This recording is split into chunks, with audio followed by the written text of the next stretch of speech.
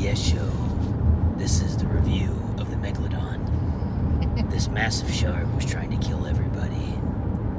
But really, come on now.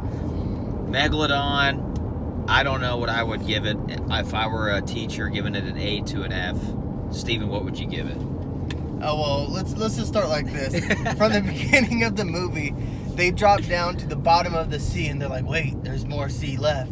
And then they break open this little whatever gas barrier and then they go down like 2 more feet and there's like this whole world, and apparently this Megalodon's living in like this 500 feet that they drop more, which is kind of dumb. But they spent billions and billions of dollars to get there.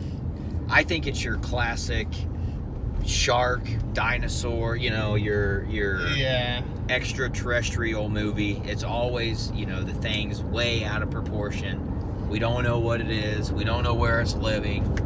You got all the technology in the world, but this thing's just so big and far-fetched. See, I wasn't really disappointed because I went into it expecting exactly what I got. I wasn't expecting like a deep, in-depth like storyline that's gonna make me think and go to bed at night like, oh my goodness, with the little twist ending. Like, there was no part in the movie where I was like, oh, I can't believe that happened. Yeah. It was all pretty predictable to me. I just thought it was not a very good movie.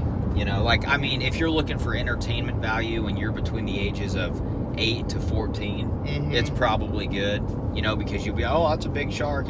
Or if you have a hard-on for Jason Statham. Exactly. I love how they include that one scene where he's just standing there flexing his abs and his traps are all flexing. He just got out of the shower and he's all glistening in the light.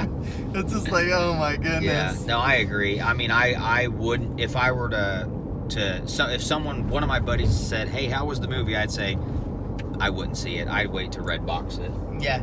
Let's get into spoiler talk a little bit. So, They kill the Megalodon, right? Like halfway through the movie, but surprise, surprise. There's 2 of them. There's 2 Megalodons. Yep. And then, so the second Megalodon's a little bit bigger, you know. And it's big enough to flip over an entire boat.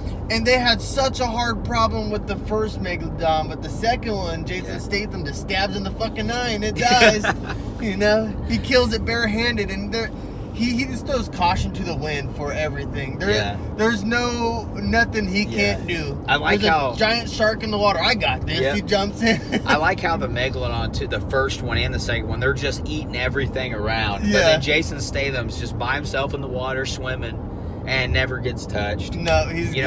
And another thing I noticed is the Megalodon is the size of the Titanic. Not really, but it's huge. No, yeah, it's pretty But big. it's gonna feast on a dog that weighs 4 pounds. It didn't eat the dog. Well, no, but what I mean is they're trying to portray it like it's gonna eat humans, but it's like this thing is hundreds of tons. Yeah. And it's gonna eat a human that's literally 150 pounds. Well, let's go back to the dog, even though it's not like a very important subject. But I just found it funny that the dog was swimming in the water for like 30 minutes straight, and then it drowned. This dog this Michael Phelps, watch out! We got Air Bud. Water Bud. Or water, whatever. Olympic.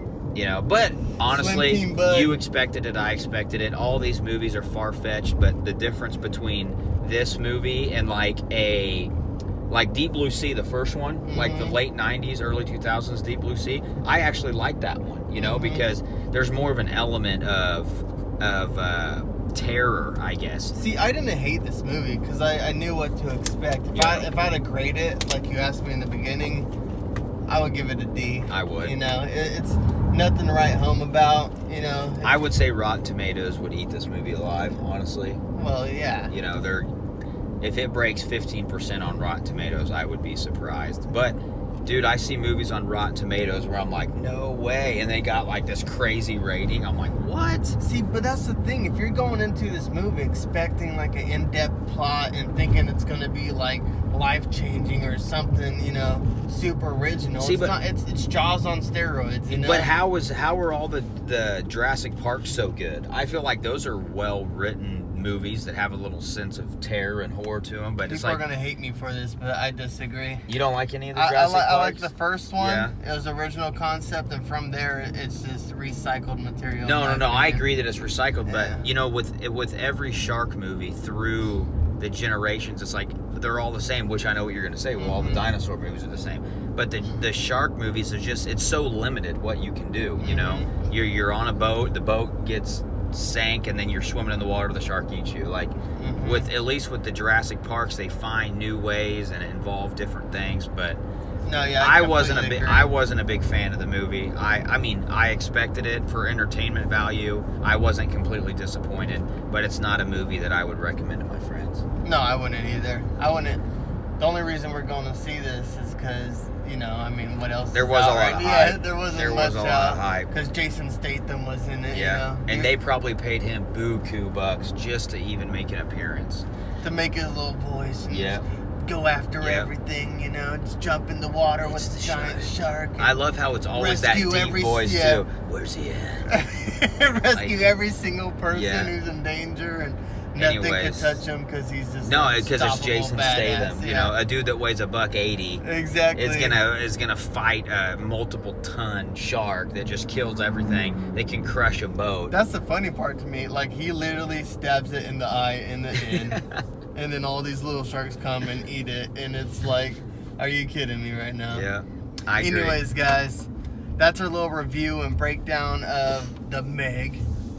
And yeah, go see it if you want. Don't expect much. If you want to go with a couple friends and maybe laugh, drink some beers, it's probably be good that way. But if you're going trying to see a good movie that's gonna leave you up at night thinking about the plot, this isn't the one for you. Anyways, guys, peace.